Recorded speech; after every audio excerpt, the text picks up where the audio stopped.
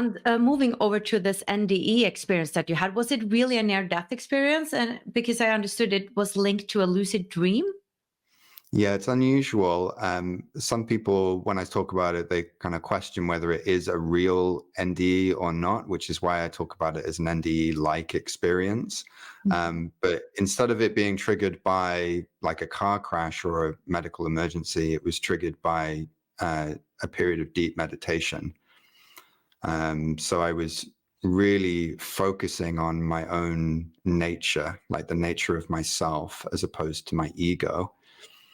And doing that very consistently, like in a very disciplined way.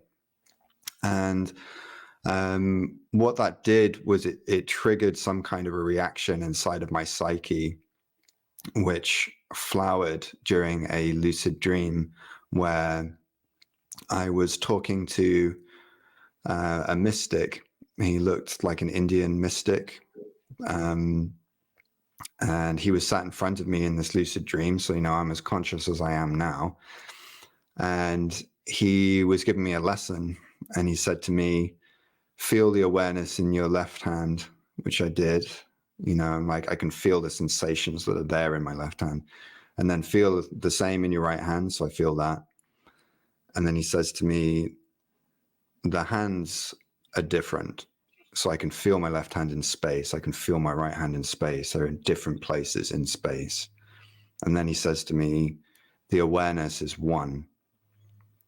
And I realized that what was aware of my left hand and my right hand was the same thing.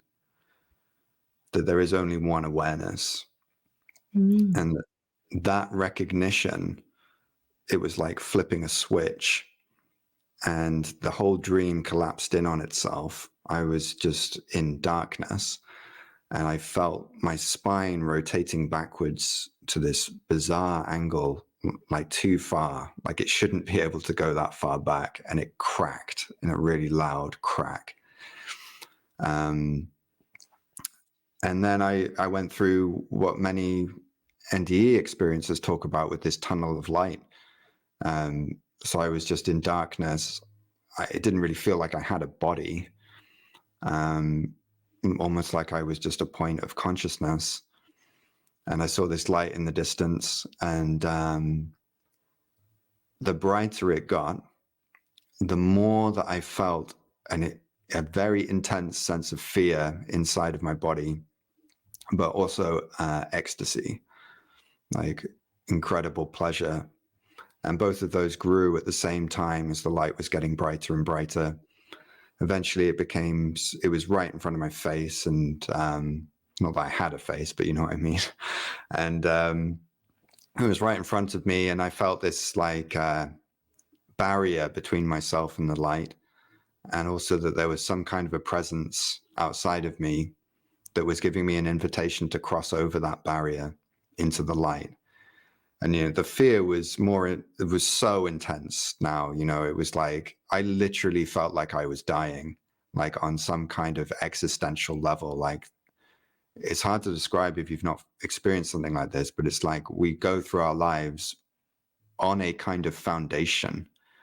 There's a foundation that's there, like our fundamental sense of identity that's there.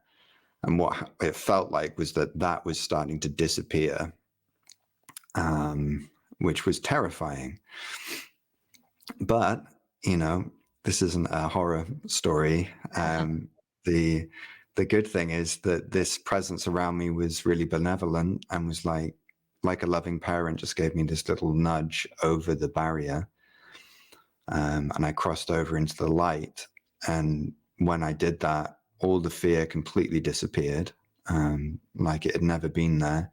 And all I was feeling was this ecstasy. And all I could see was golden white light, just this ocean of golden white light all around me. It was very intense, just unlike anything I'd ever experienced. After a while, I wondered if my body was okay. And then my consciousness came back into my body, and my body was in this very strange posture in my bed. with the same ecstasy moving up and down my spine really rapidly.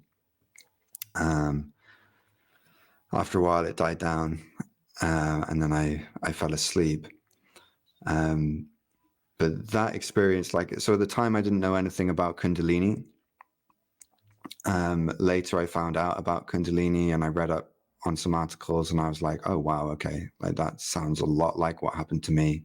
So I think I awakened my kundalini through that meditation experience, and that had catapulted me into a near-death like experience. But that experience really, what I find interesting about it is really what came afterwards, because it transformed my consciousness. It opened up, like it started to open my human potential, I would say. So I became aware of things that I had never been aware of before. All right. Was that when you open up to channeling, for instance? Yeah, like it happened kind of step by step, but like I started having out of body experiences and meeting beings, like angels, and then realizing that I could communicate with them telepathically throughout my day, realizing that they were just always there. Like it's like we'd found each other's phone numbers and we could just call each other anytime, anytime I was feeling low, some benevolent being would come in and explain to me what was happening and why, and just be with me and hold me through that experience. It was very beautiful. And eventually some connections formed with specific deities and beings, where they would explain their unique relationship with me, and that they have a mission.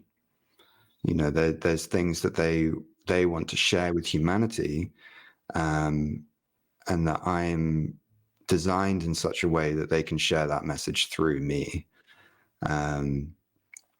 So that's where the channeling began. So could you share a little bit about who you are channeling? You're saying different deities and then dragons. Could you share who are they? What are they? Sure. So there's 3 goddesses that I channel. They are the Morrigan, and Hathor, and Hela. So it's difficult to go into like a huge amount of detail about them, but they're essentially like ancient beings that are as old as the earth, and that are a part of the earth, that like part of the life flows of the earth. So the Morrigan, for example, describes herself as like a river of consciousness that flows from the root chakra of Gaia. So if you imagine that our earth is actually alive, and that she has chakras and energy systems and flows, and the deities are like rivers that flow from these chakras to specific lands on the surface, and they're there to provide like life-giving energies, like to share knowledge which enables the expansion of the earth's consciousness. And all of us, whether we're human or whether we're these earth goddesses, are the earth. We're all parts of the earth, just like our body has cells and limbs.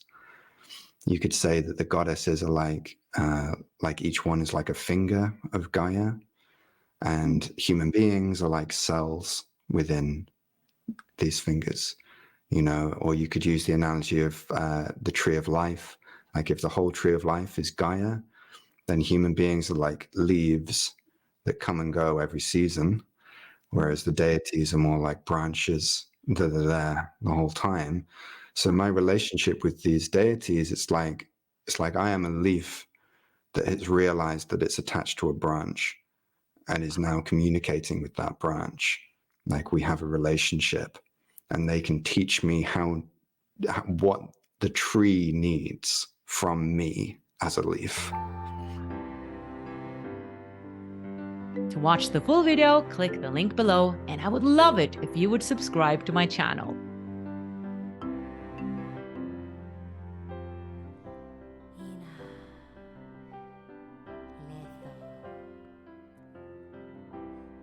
Questo maliata